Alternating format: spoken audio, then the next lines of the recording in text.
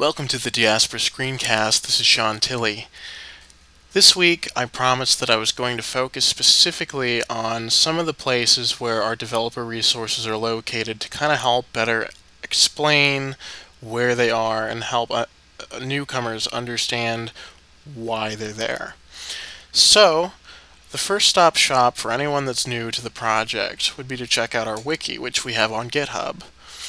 We spent a lot of time taking this very sprawling mess of information and structuring it into something that's very usable and very well laid out.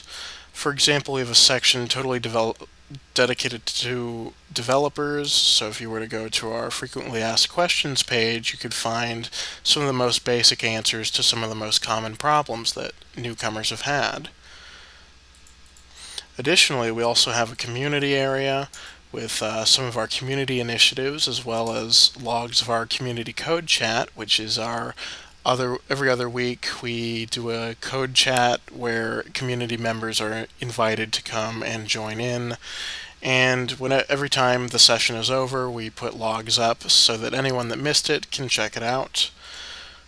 We also have a page dedicated entirely to podmins, so that if you, for example, wanted to start your own pod, you could locate all this information over here, and it would be very beneficial to you. It even goes into operating system specific, service specific guides, and those are really useful for anyone that's starting out. You can kind of figure out, well, what basic packages do I need, what distribution am I running, are some of my problems related to an outdated library, and that's incredibly useful for anyone that wants to kind of start their own pod.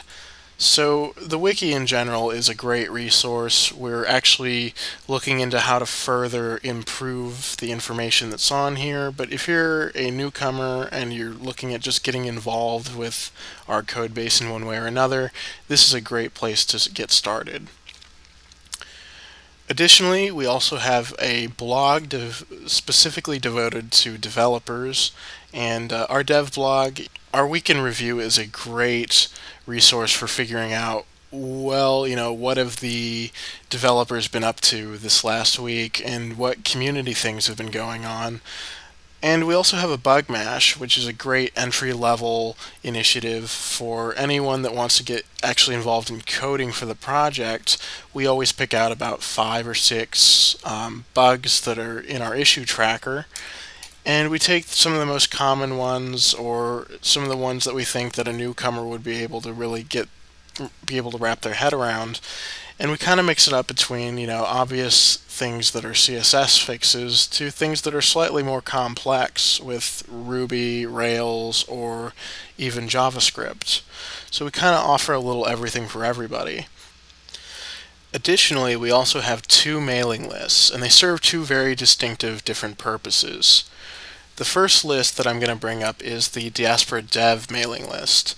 And it's also important to point out, for both lists you don't need a Google account. But the dev list is really important for when the core team needs to make an announcement about something that's been massively updated in the code base.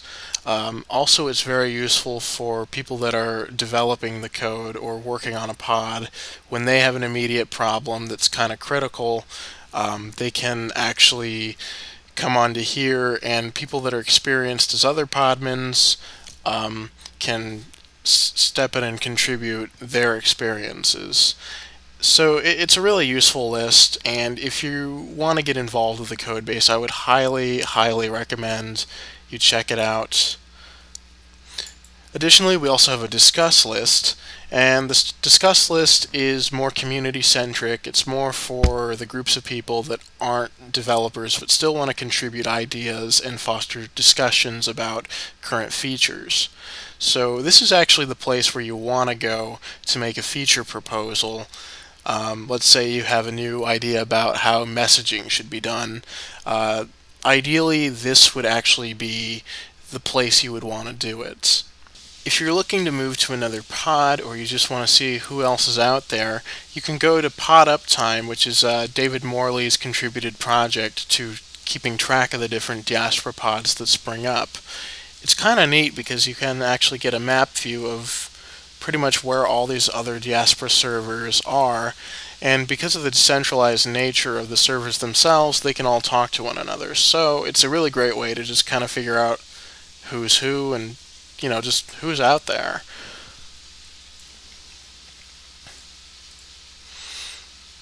It's also organized by rating, response time, IPv6, location, code pull, and the live status. Finally, the other really important community resource that you can make use of that can give you instant gratification is our IRC. So you just pick out any old IRC client you want. They all basically work. And we actually have two channels that we're active in. We have the Diaspora one for user-facing concerns and Diaspora Dev for developer-relating concerns.